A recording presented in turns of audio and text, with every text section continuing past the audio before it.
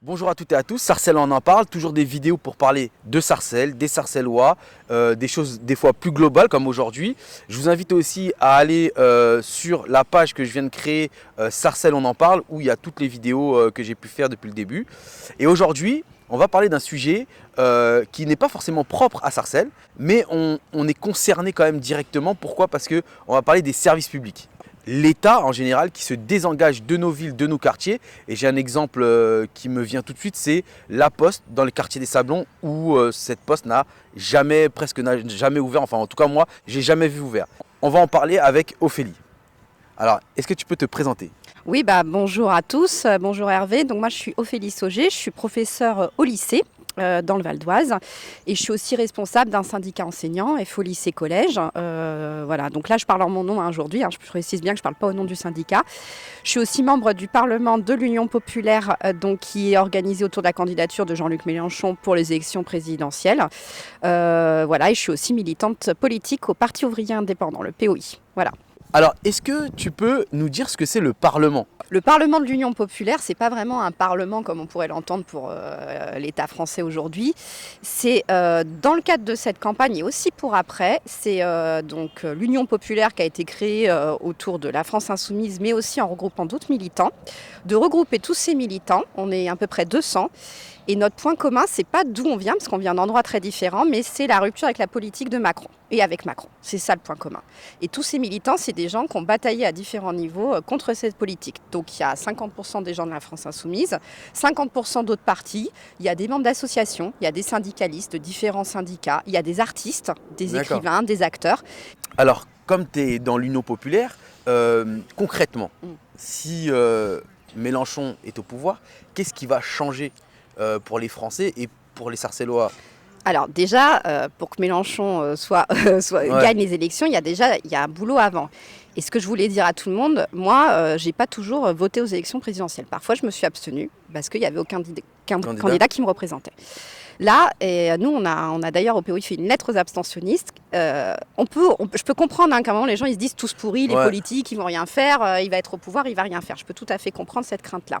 Moi, pourquoi là je soutiens Mélenchon et l'Union populaire et qu'est-ce que ça peut changer?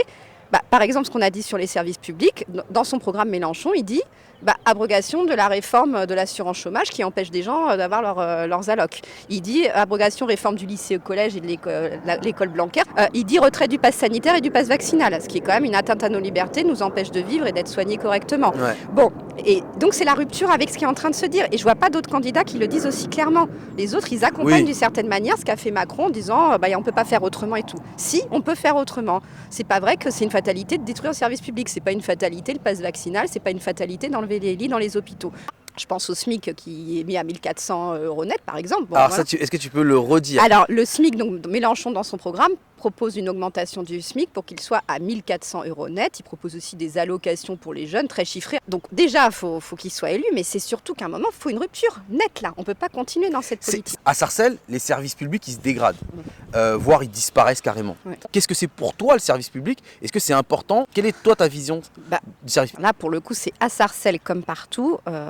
Dans notre vie quotidienne, on subit la dégradation des services publics, c'est-à-dire le service public, ça n'a pas à être rentable. Le service public, c'est des acquis. C'est ce qu'on a acquis, d'avoir la poste, les transports publics, l'école publique, l'hôpital public, les centres des impôts, tout ça, tout ce qui permet d'accéder, c'est des acquis. Et là, ils sont en train de nous les voler. Macron, il est en train de nous voler ça. Comment il fait? Soit en les dégradant, soit en les fermant, soit en supprimant des postes et donc des fonctionnaires qui travaillent et qui ne peuvent plus accueillir les gens au guichet quand ils ont besoin d'une information, tout se fait sur Internet. Et je pense à l'hôpital notamment, ici comme ailleurs, on a tous besoin d'aller se faire soigner. Et c'est 17 000 lits qui ont été supprimés sous le mandat de Macron, alors qu'on est en crise sanitaire. Donc c'est complètement aberrant. On a le Covid, on ne peut pas aller se faire soigner. Il n'y a pas assez de place dans les hôpitaux. Ils ferment des maternités. Tout ce qui est de proximité, c'est fermé. Du coup, les gens, ils n'ont pas de rendez-vous. Et en région parisienne, on sait que c'est galère d'avoir un rendez-vous pour des spécialistes, par exemple. Donc, ils n'ont pas le droit de faire ça, puisque c'est à nous. C'est nous qui les finançons, les services publics. Oui. Voilà, donc pour moi, c'est une destruction hyper grave. Et le programme de Mélenchon, justement, dans l'Union populaire et l'Avenir en commun, c'est de redonner des moyens aux services publics, mais chiffrés, c'est-à-dire en termes d'argent, mais aussi en termes d'emploi. c'est-à-dire de faire qu'il y ait des gens qui travaillent dans ces services publics, plus pour qu'il y ait un meilleur service justement, et pas de privatiser. Parce qu'on entend des fois, mais ça coûte trop cher. Non, ça coûte pas trop cher. Je reparlerai de l'école tout à l'heure, mais même de l'hôpital. Il y a eu des milliards d'euros donnés aux entreprises pour le plan de relance. Oui. Les mêmes entreprises qui font des bénéfices et qui en plus licencient. Bon, Ouais. l'argent, il y est. Ouais. Donc pourquoi on ne le met pas pour que ça puisse profiter à tout le À monde? tout le monde, ouais. À Sarcelles, il y a un centre de protection maternelle infantile, la PMI, et donc les personnels qui y travaillent, qui accueillent tous les jours vraiment plein de personnes, notamment des femmes ou enceintes ou qui ont des enfants et qui sont en difficulté, qui ont besoin de soins, là ils ont du mal à avoir le personnel dont ils ont besoin. On leur demande de faire des comptes, des plannings administratifs, donc, alors qu'eux, ils doivent juste accueillir ces personnes, les aider. Donc ça veut dire quoi? Ça veut dire qu'à Sarcelles, les femmes, elles iront où après si ce service ne peut plus fonctionner? Ouais. Et c'est un exemple parmi d'autres dans les services publics à Sarcelles, mais aussi ailleurs, de ce qu'ils sont en train de détruire. Alors toi, en tant que prof et militante, est-ce que tu peux nous dire un peu ce que vous rencontrez, vous en tant que prof, les difficultés que vous avez sur les établissements qu'il peut y avoir sur Sarcelles, les lycées, les collèges? Alors, que ce soit sur les lycées ou les écoles, les enseignants, et je dirais plus largement tous les gens qui travaillent dans l'école, on est tous en train de voir la destruction de l'école. Et c'est inadmissible.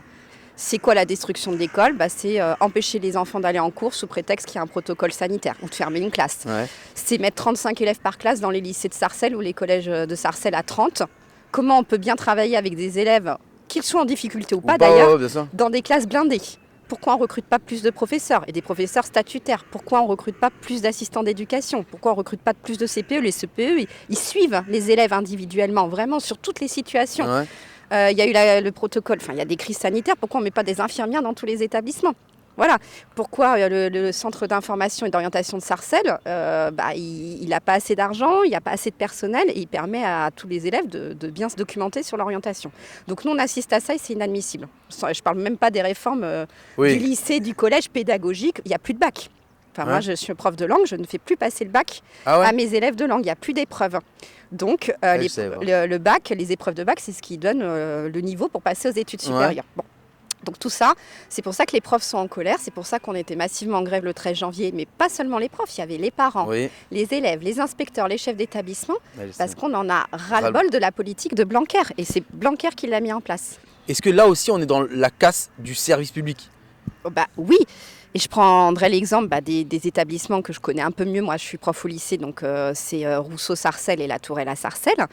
Les collègues, depuis plusieurs années, ils ont déjà fait des mouvements aussi pour dénoncer le fait qu'il n'y ait pas assez d'enseignants, qu'on leur enlève des heures de cours et donc des moyens, et donc ils ne peuvent pas avoir assez de temps de demi-groupe pour suivre les élèves, qu'ils ont les effectifs qu'on demande. Ils demandaient plus de CPE, de surveillants, plus d'adultes en fait sur les établissements. Oui, c'est une destruction.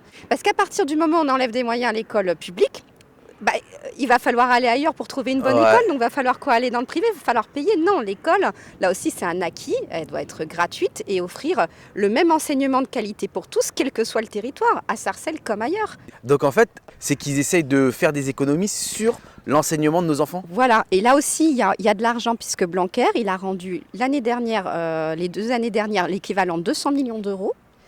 Cette année, 75 millions d'euros, c'est-à-dire qu'il les avait dans son budget, il ne les a pas dépensés, il les a rendus en haut. Et après, il nous dit, non, il n'y a pas les moyens d'embaucher des surveillants, il n'y a pas moyen. Et donc, il y a de l'argent. Et là, je tiens à le dire à tous ceux qui nous écoutent, qui ont vu un peu ce qui s'est passé sur la grève du 13 janvier des profs et des personnels d'éducation. Là, il a été obligé de reculer, parce que c'était tellement fort, 80% des écoles en grève, notamment à Sarcelles, 80%. Et il a lâché, donc ils vont recruter, ça y est, des personnels en plus, des incitants en plus dans le premier degré. Mais enfin, ça fait des années qu'on le demandait. Et là, il a fallu une grève historique pour... Voilà, il a fallu, encore une fois, l'organisation, regroupement, et y aller tous ensemble. Et là, c'était au niveau syndical, mais je pense qu'au niveau politique, c'est pareil. Si on veut que ça bouge, à un moment, tous ceux qui en ont marre, il faut qu'on se regroupe, quoi. Voilà. Ok, très bien.